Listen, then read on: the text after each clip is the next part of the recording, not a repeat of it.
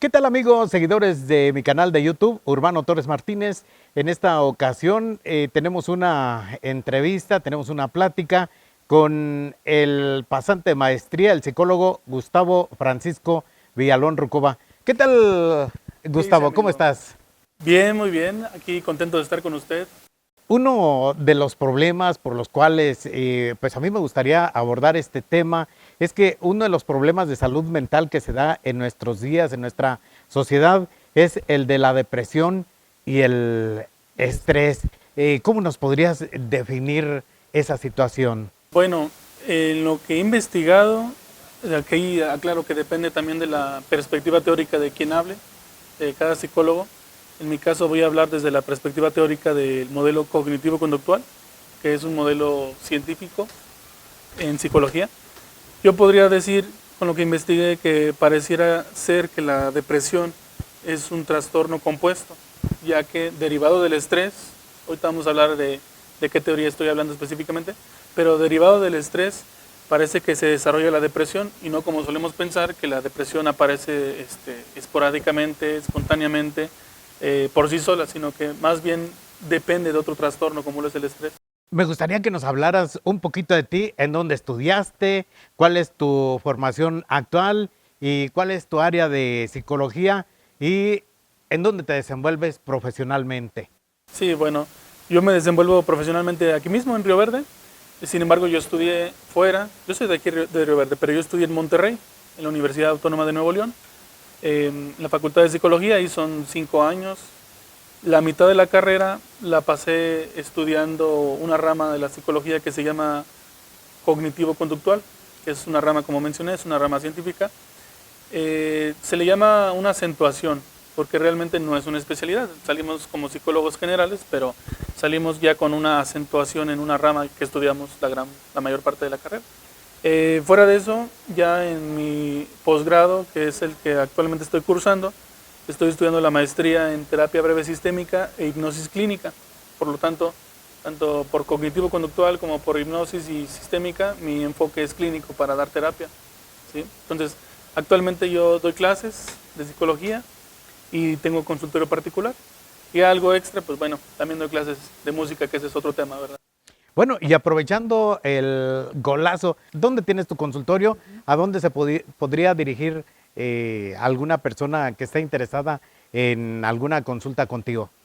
Pues mi consultorio está en Guerrero 221, es casi al lado del centro médico. Está el centro médico y luego una farmacia, y ahí está un pasillo que antes estaba ahí un podólogo.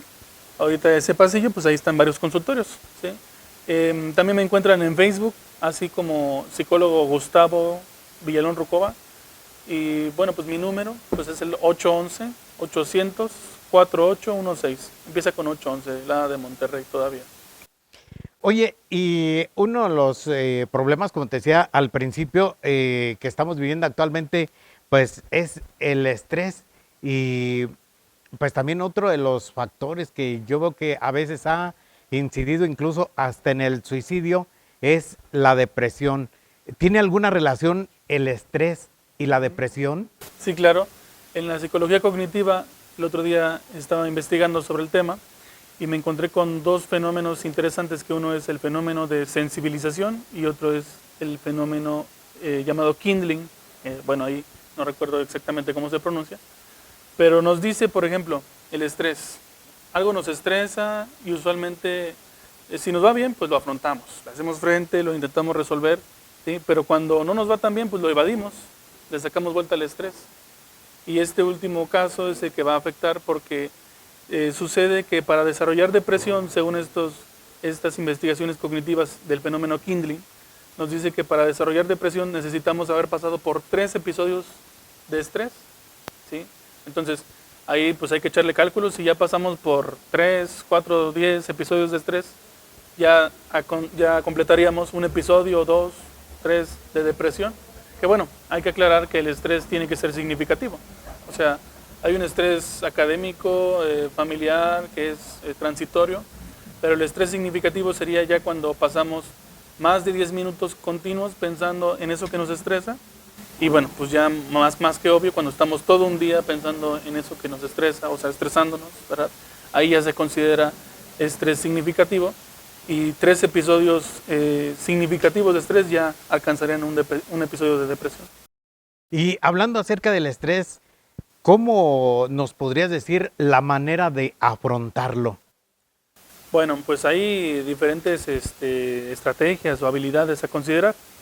Primero, yo creo que hoy en día la sociedad ya está inclinándose más a una sociedad de disfrutar el goce inmediato, como con las redes sociales, los likes, compartir, todo eso facilita el goce inmediato, o sea que no se necesita hacer mucho esfuerzo para obtener un placer. Entonces, una habilidad importante es la tolerancia a la frustración. Hoy en día nos falta un poco más eso, de tolerar cuando se ven frustrados nuestros deseos, ¿sí? Porque hay veces en que eso nos causa mucho estrés. Algo curioso es que, por ejemplo, cuando se ha estudiado estrés en general en la sociedad, las personas que tienen estrés socioeconómico, es decir, las personas que pues negativamente o desafortunadamente no tienen el suficiente sustento económico, padecen un tipo de estrés que se le llama crónico, es un estrés crónico, socioeconómico. Curiosamente, esas personas, las cosas del día a día, las cosas cotidianas, no les afecta tanto, ¿sí? Porque pareciera que el estrés crónico se superpone, o que de alguna forma como que ya no le dan tanta importancia a los estrés, a lo que viven estresantemente en el día a día, las cosas pequeñas, ¿sí? Y contrario a eso, las personas que no tienen un estrés socioeconómico, es decir, que sus necesidades económicas están más o menos bien, no tienen tanta tolerancia a la frustración, que es el tema al que iba. Entonces, las cosas pequeñas del día a día les estresan más, ¿sí? Pareciera ser que una vida llena de frustraciones, o tal vez no frustraciones, pero de carencias, nos hace menos vulnerables a los pequeños episodios de estrés. Y una vida donde no hay tantas carencias, donde parecer no hemos tenido tantos deseos frustrados, nos hace estresarnos más por cosas pequeñas, ¿sí? Entonces, pues concluyendo, una de las habilidades muy importantes sería poder tolerar la frustración, poder tolerar el que no obtenemos algo, lo que queríamos, que creo que por ahí podríamos empezar, entre otras habilidades, y si me lo permite, por ejemplo, la asertividad, que es importante para comunicar nuestros derechos, necesidades, emociones. Ser asertivo se refiere a un equilibrio entre ser agresivo y ser pasivo, ¿sí? A veces no decimos lo que queremos o lo que no nos gusta, entonces somos pasivos. Y a veces lo gritamos, y nos imponemos, decimos que queremos que todos hagan eso, pues somos agresivos. Entonces, una cualidad muy importante, una habilidad, perdón, para poder hacerle frente al estrés sería también ser asertivos, poder expresarnos adecuadamente sin ser pasivos, siendo firmes, pero sin ser agresivos que nos provoque problemas, ¿sí? Esas dos habilidades podría mencionar, entre otras. El organismo es tan misterioso, tan curioso, tan admirable, que a veces tiene sus propios mecanismos de defensa, diría yo. En este caso, el estrés, podríamos decir que en algunos casos es un mecanismo de defensa. ¿Existe alguna utilidad para el estrés? Sí, claro. Bueno, hay que aclarar que, por ejemplo, yo decía anteriormente, se necesitan 3 episodios de estrés para desarrollar uno de depresión. Sin embargo, hay que tener en cuenta que entre más estrés sufrimos o más frecuentemente se vuelve el estrés, es más fácil, es más intenso el estrés que vamos a sentir. Vamos a decir que si le hacemos historial al estrés, cada vez va a ser más fácil accesar a estados de estrés y van a ser más intensos, ¿sí? Bueno, aclarando ese punto, en cuanto al estrés, existen 2 diferencias. Existe el estrés bueno y el estrés malo, que casi no conocemos esa diferencia. El eustrés es el estrés bueno y el distrés es el estrés malo. La única diferencia radica en que la persona crea que tiene alguna utilidad. Se han hecho estudios y en las personas que por alguna razón pensaron que el estrés los activaba, los ayudaba a estar atentos, a estar al pendiente, a desarrollar sus tareas, sus actividades, se ha encontrado que en esas personas que crean que el estrés tiene una utilidad, sus vasos sanguíneos se dilatan, o sea, permiten el flujo sanguíneo a todo el cerebro, entonces eso es beneficioso. Y en las personas que creían que el estrés era malo y que hay que evitarlo a toda costa y que no hay que sufrir nada de estrés, son las personas que sus vasos capilares, sus venas, se cerraban. Entonces eso impedía que la sangre llegara al cerebro, a varias partes del cuerpo, lo cual pues es nocivo. Entonces, de forma sencilla, un poco rápida, la diferencia de un estrés bueno y un estrés malo es considerar primero que el estrés tiene una utilidad. El estrés a veces nos hace sobrevivir, nos hace cumplir con tareas a tiempo, nos hace enfocarnos, ¿sí? Pero cuando este estrés, yo creo que el principal factor sería cuando el estrés lo utilizamos o cuando el estrés lo evadimos, es lo que va a ser bueno o malo, ¿sí? El evadir el estrés va a convertir al estrés en algo negativo y el utilizarlo a nuestro favor lo va a convertir en positivo, pero bueno, ese sería otro tema, cómo usarlo a nuestro favor. Pasando a otro tema, por ejemplo, las personas que están pasando por una crisis de depresión y estrés y recurren al consumo de sustancias lícitas o ilícitas, ¿hay alguna relación entre la depresión y el estrés con el consumo de sustancias? Sí, por ejemplo, va a llegar un momento en el que de tantos episodios de estrés, como decía, se van acumulando también episodios de depresión, gracias al estrés. Pero va a llegar un momento en que son tantos episodios ahora de depresión que ya no nos estresamos. Ya vamos a decir, si antes me estresaba que fui a la tienda y no encontré lo que quería, y eso me estresó mucho por el nivel de estrés en el que ya estaba en estas semanas, en estos meses, por las cosas que vengo cargando, va a llegar un punto en el que ya ir a la tienda y no encontrar lo que quería ya no me provoca estrés, me provoca depresión. Ahora desánimo, desilusión, desesperanza, tristeza profunda, ¿sí? Y ya ahí es mucho más factible, mucho más probable que la persona recurra a otras conductas, sustancias para mitigar esa depresión, ¿sí? Ese desánimo tan fuerte hacia la vida. Entonces, ahí podemos encontrar que las personas empiezan a consumir alcohol, tabaco, drogas ilícitas, o hay muchas formas de sacarle vuelta a la depresión, al estrés. Hay quienes en sus adicciones tal vez no son sustancias, tal vez es el trabajo, tal vez es la vida sexual, tal vez, sí. Pero bueno, específicamente sobre las sustancias, hay algo curioso que las personas tienden a consumir sustancias dependiendo si los activa o los tranquiliza. Entonces, cuando la persona consume sustancias para tranquilizarse, se dice que tiene un afrontamiento al estrés pasivo. Y cuando la persona consume sustancias para activarse, como para hacerle frente a las situaciones, tiene un afrontamiento activo. El problema es que esa sustancia pues, le está mitigando su afrontamiento al estrés. Entonces, tal vez deberíamos de considerar nuestro tipo de afrontamiento al estrés y desarrollarlo más, no con sustancias, con otra cosa. Al inicio de esta entrevista nos comentabas que eres pasante en la maestría de hipnosis. ¿Nos podrías decir cuál es el uso de hipnosis clínica para el tratamiento de la depresión? Sí, bueno, la hipnosis, hay que diferenciar la hipnosis clínica, terapéutica, ericksoniana de la hipnosis de circo, que es, bueno, ya la hemos conocido por ahí en algunos lugares. La hipnosis clínica busca sacar pues todos los malestares y trabajarlos, y no, bueno, también recursos, porque la realidad es que también tenemos recursos ocultos, o sea, herramientas en nuestro interior que no estamos usando, y la hipnosis nos va a facilitar usarlo. En la hipnosis de teatro, de circo, de espectáculo, pues no se busca sacar herramientas ni tampoco trabajar los malestares, solamente es el show, ¿verdad? Y hay que aclarar también que la hipnosis hoy en día ya no requiere que las personas se queden dormidas, que pierdan la conciencia, ¿sí? La hipnosis ya se ha estudiado y se ha encontrado que es un estado natural.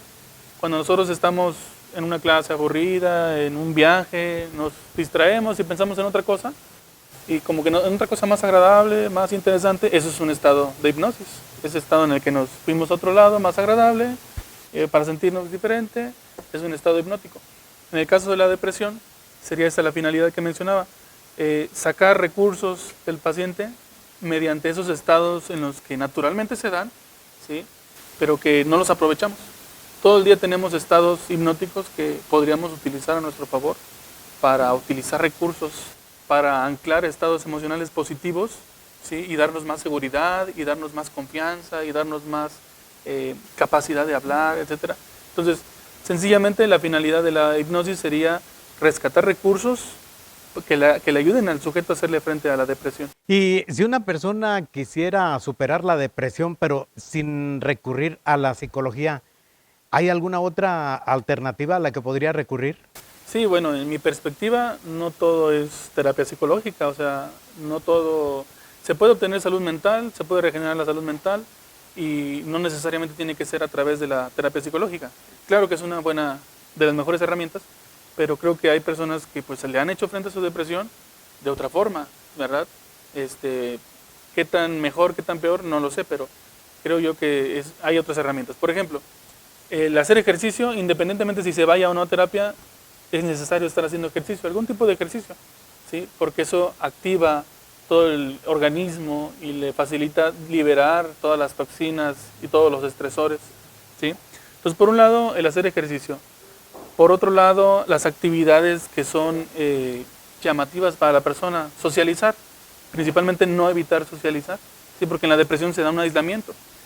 A veces la persona consiste en que tiene que buscar su círculo social pues que le parece adecuado, cómodo, ¿sí? Socializar, entonces sería otro punto.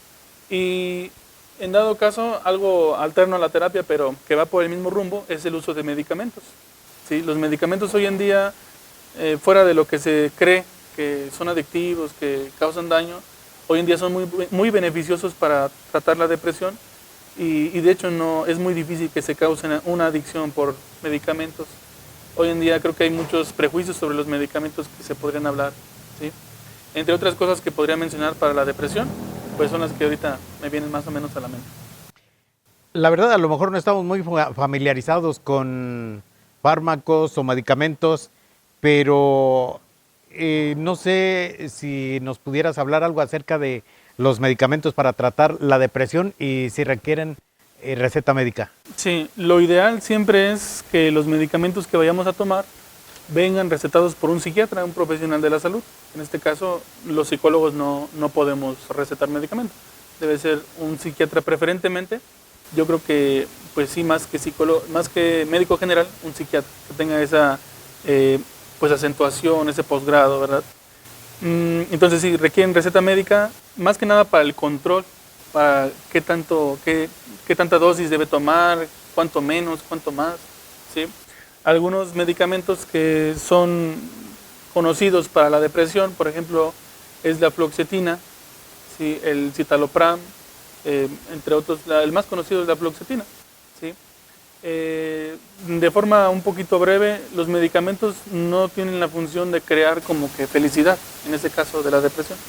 Lo único que va a hacer el medicamento es regenerar el cerebro para que produzca, para que vuelva a su estado normal o sano, en el cual producía la cantidad de felicidad, vamos a decir, habitual. O sea, el medicamento no tiene la capacidad de crear nuevas conexiones neuronales o nuevos neurotransmisores, serotonina, por ejemplo.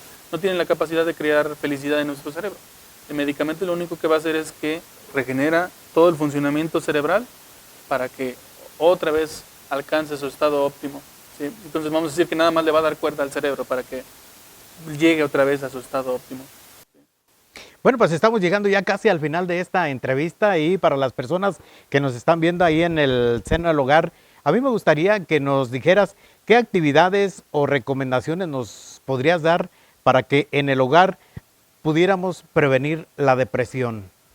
Bueno, pues principalmente requerimos la expresión emocional. Para expresar nuestras emociones, como lo mencioné anteriormente, necesitamos ser asertivos. Entonces yo recomendaría echarnos una ojeada por ahí en internet qué significa ser asertivo, ¿sí? Pero igual otras herramientas que no están de más. Existe un libro que se llama Cuentos para Demian, Cuentos para contarse es otro, de Jorge Bucay. Yo creo que esos cuentos son, dice Jorge Bucay, el autor, que es como psicoterapia en libro. Uno lee los libros y trae mensajes que hablan de las emociones, que hablan de psicología, de autoestima, de superar sus miedos, pero lo cuenta a manera de alegorías. Entonces, están interesantes y son fáciles de digerir, no es algo muy complejo, ¿sí? Otra que yo le voy a recomendar es, bueno, a veces se nos dificulta dirá uno, pues sí, quiero expresar mis emociones, pero a veces no sé ni qué es lo que estoy sintiendo, ¿sí? Que ese es el caso cuando ya nos estamos insensibilizando a nuestras emociones. Y bueno, para ese caso específico existe algo que se llama la rueda de las emociones, que me encargaré de compartírsela a usted para que la pueda mostrar. Y la rueda de las emociones nos brinda una gama amplia, como su nombre lo dice, de emociones a escoger. ¿Sí? Si yo me siento con miedo, bueno, hay dos divisiones entre, a lo mejor me siento con miedo y asco y vergüenza, ¿sí? Y luego otras dos divisiones, para hacer un poco más fácil el identificar qué emoción estoy sintiendo, ¿sí? Y de esa forma yo poder siquiera permitirme expresar, siquiera permitirme decir por qué situación estoy pasando, ¿sí? Entonces, pues yo creo que comenzaríamos por ahí. Hay otros temas también, hay comunicación positiva en familias, hay otros temas que podríamos mencionar, pero yo creo que esos serían los básicos. Bueno, pues es así como llegamos al final de esta entrevista. Antes de despedirnos, a mí me gustaría agradecer a Malena Cabrera, la propietaria de aquí de Restaurant La Estancia, que está ubicada en la plaza principal de El Refugio, Ciudad Fernández, San Luis Potosí, México. Está ubicada así en la plaza principal, el lado sur, casi esquina con Avenida Centenario. Aquí es donde ustedes podrán visitar y saborear deliciosos antojitos o pues desayunos o cenas aquí en el restaurante La Estancia en El Refugio, Ciudad Fernández, San Luis Potosí. Y pues queremos también que aquí Gustavo nos vuelva a mencionar el número de teléfono o a dónde podrían acudir si alguien desea consulta, asesoría profesional, en el caso de que ojalá y nunca se dé en el hogar, pero a veces pues sí es necesaria la ayuda profesional. ¿A dónde podrían acudir, Gustavo? Sí, mi número es 811-800-4816, así empieza con la de Monterrey. Mi consultorio está en Guerrero 221, Río Verde Centro, casi al lado del centro médico. Y pues yo creo que hago la invitación a todos a la terapia psicológica con quien más se sientan cómodos, no necesariamente conmigo, con quien más les lata, porque pues a veces requerimos que pase lo peor para ir a terapia, cuando la realidad es que la terapia debería ser preventiva, ir a terapia antes de que esté las situaciones de lo peor, ¿sí? Entonces, pues dense una vuelta de vez en cuando, aunque sea una sesión, 2 sesiones con algún terapeuta de confianza, para checar cómo andamos y así ser preventivos, en este caso, de la depresión, del estrés, entre otras situaciones que deberíamos estar por ahí al pendiente. Pues amigos que siguen este canal de YouTube, Urbano Torres Martínez, muchas gracias por habernos acompañado. Yo les invito para que si les gustó este video le den like y si no se han suscrito a mi canal, yo les invito también a suscribirse para que posteriormente reciban las publicaciones que posteriormente estaré compartiendo con ustedes a través de este sitio. Muchas gracias y hasta la próxima.